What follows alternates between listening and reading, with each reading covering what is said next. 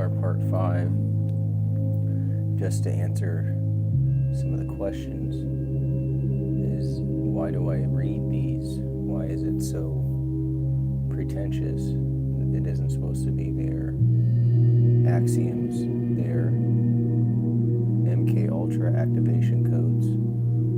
You just listen to them. You can comment on them. I do all these live. There isn't anything to criticize. Just if you like it, like it. If you don't, don't. Right now we're going to read Divine Transference of Nick Fuentes. Why don't you just hear what the words say instead of making it such a criticism on my identity? Or who am I? Who do I think I am to have the right to do a live feed? So let's start part 5, the sacred fire and the domestic divinity, which is part 5 of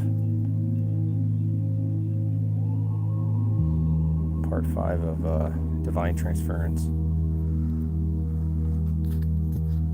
I try my best to make these readings go with the music, but I'm not in control of what's going to play next. So here we go. The hearth is the living heart of the house. Its extinction is death. Fire and family are one organism. When the flame dies, the bloodline ends. To tend the flame is to preserve being. To neglect it is to annul the soul. The altar is not a symbol, but a metabolism. It breathes with rhythm. It breathes with rhythm of the household. The fire's continuity is ancestry incarnate. Coals and bones are interchangeable relics. In every ember sleeps the genealogy of the race.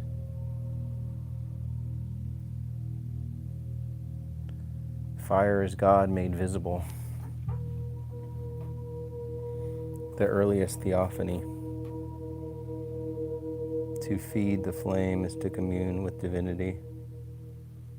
To let it fade is to let it fade as sacrilege. Purity of flame is moral law. No impure act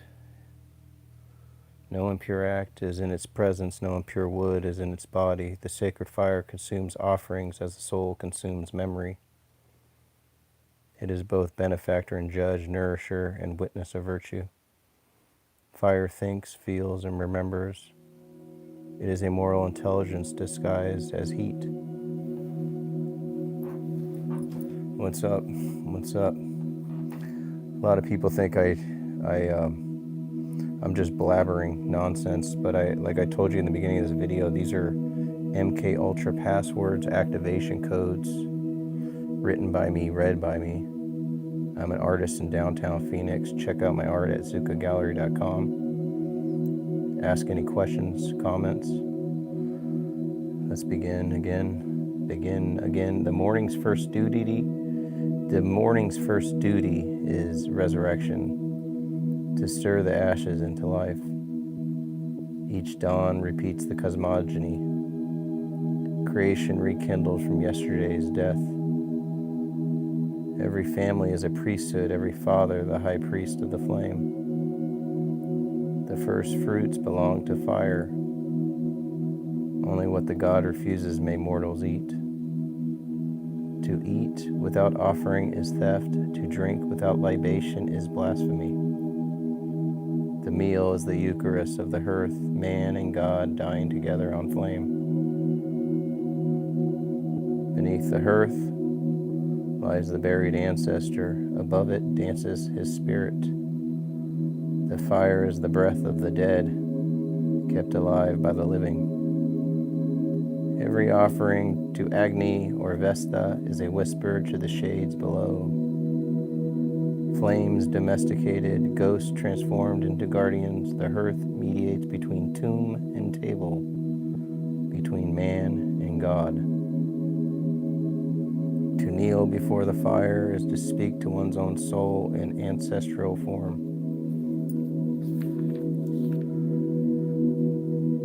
The flame is virgin, no filth, no lust, no violence may defile its aura. The union of the sexes must withdraw before it. Chastity surrounds the hearth like air. Purity of fire mirrors purity of thought. The household flame is the conscience of the family. Render us rich and flourishing, said the ancients, but also wise and chaste. The fire judges conduct not by dogma but by presence. To act wickedly before it is desecration. The pure fire is the prototype of the moral soul, radiant, vigilant, incorruptible. The hearth reproduces the cosmos in miniature, center, circumference, and axis. As the world revolves around the sun, so the family revolves around the flame. The household god is a cosmological principle, animated the domestic sphere. Order in the world begins with order at the hearth. Moral gravity that holds the home in orbit. To extinguish the flame is to break the world's symmetry. The flame is not bequeathed in writing but through generations. The son inherits not only life but the duty to keep the coals alive. Domestic religion is transmitted through the male line because fire was thought to be seeded by the father. The sacred flame is the genealogical spark. To continue the lineage is to continue the worship. To die childless is to let the hearth grow cold. The extinguished fire is the final parricide. Each family guards its rights as its treasure. Every prayer is proprietary. No stranger may look upon the flame. The gaze of the profane extinguishes sanctity. Religion dwells in enclosed interiors, in the secrecy of kinship. The hearth is the original temple, its architecture, its concealment. Every man sacrifices in his own way because every fire has its own God. Secrecy preserves holiness. Visibility profanes it. The word for altar is feminine. Thus the flame became a goddess. Vesta is the virgin principle, the ordered soul of the cosmos. She is the chaste intelligence that regulates the rhythm of the world. Fire's gender is paradoxical, fertile in warmth, virginal in essence. She is the moral fire, not the mathematical necessity of the stars. Vesta is consciousness itself, burning steadily within matter.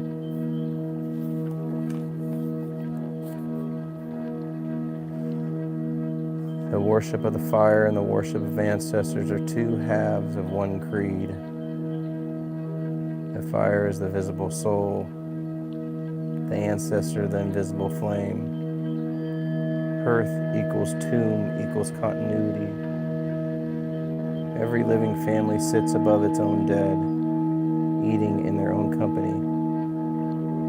The soul that tends the fire is both priest and descendant, both body and medium.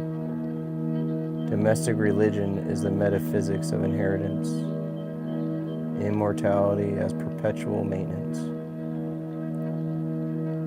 Before cosmology, before metaphysics, there was the family flame. The gods were born from household habits, not from heaven, but from custom. Religion was the consciousness of continuity. To live is to keep the dead warm. The fire taught temperance before philosophy taught ethics. The sacred hearth was the first moral mirror in which man saw himself divine. The first God was not above man, but within his house. The soul is the sacred fire, pure, vigilant, perpetually consuming and renewing. Conscience is hidden altar within the breast. To live rightly is to tend to the inner coals without letting them die to ash. The extinction of the flame is spiritual entropy. The eternal return as fire, hearth, sun, Agni, soul. To be human is to keep the fire burning. Energy is eternal delight. Man only plays when he is truly man. Except ye become as little children, the immortal child in us is frustrated. Eros, childhood in the body of culture. All human culture is built upon two concealed foundations, Eros and death. The body is the site of repression and the instrument of creation.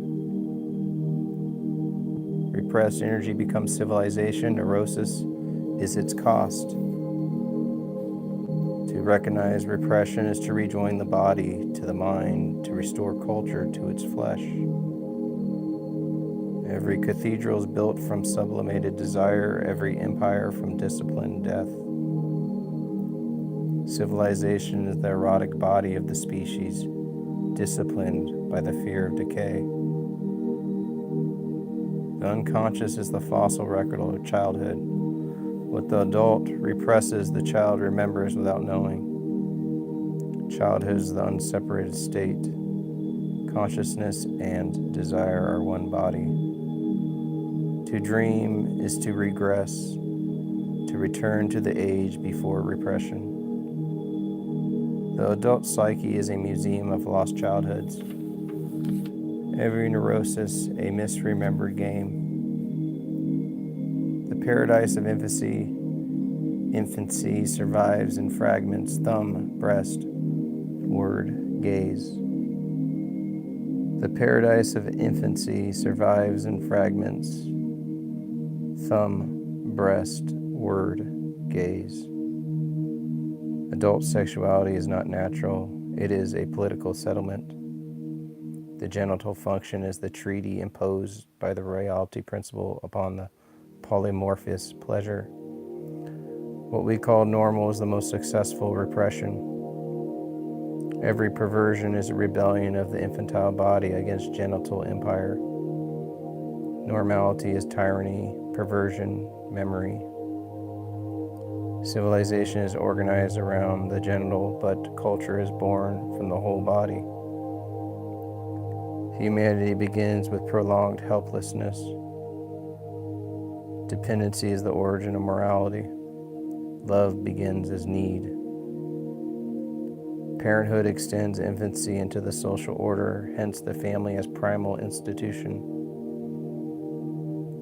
The infant's first paradise is maternal protection, its first trauma, the withdrawal of love. The reality principle enters the nursery under the mask of the parent. Culture is the afterlife of this original dependence, the permanent attempt to win back the lost breast of the world. The child's body is a field of infinite pleasure, every surface erotogenic.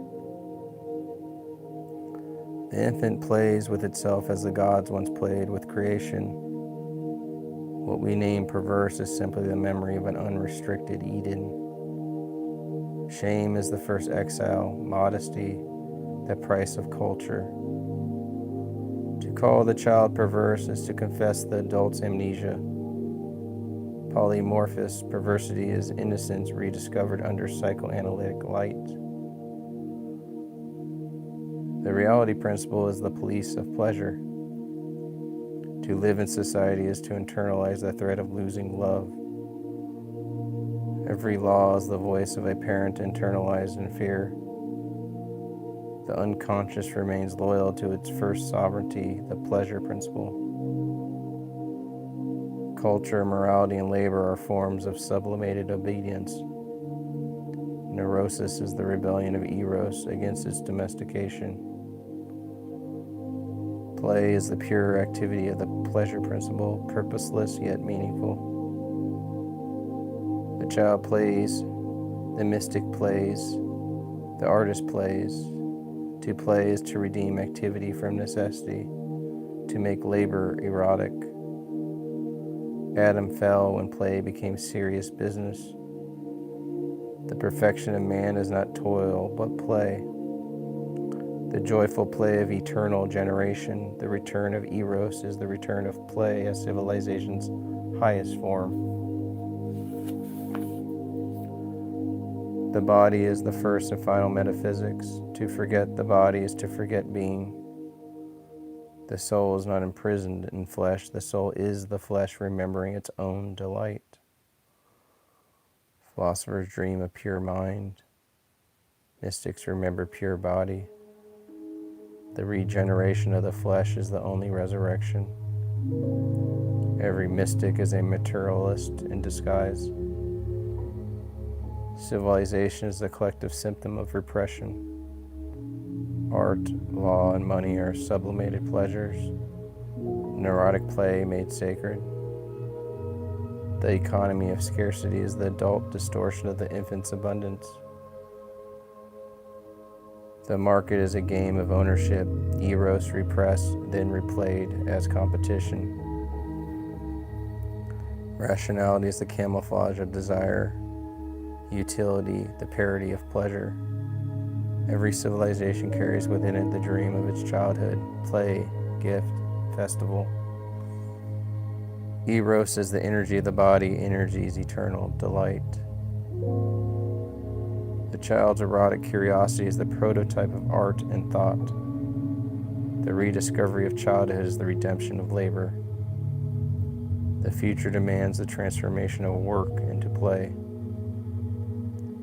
Culture must become a theater of polymorphous pleasures or perish in its neurosis. To become human again is to remember how to play, to delight in the life of the body as the first and last wisdom.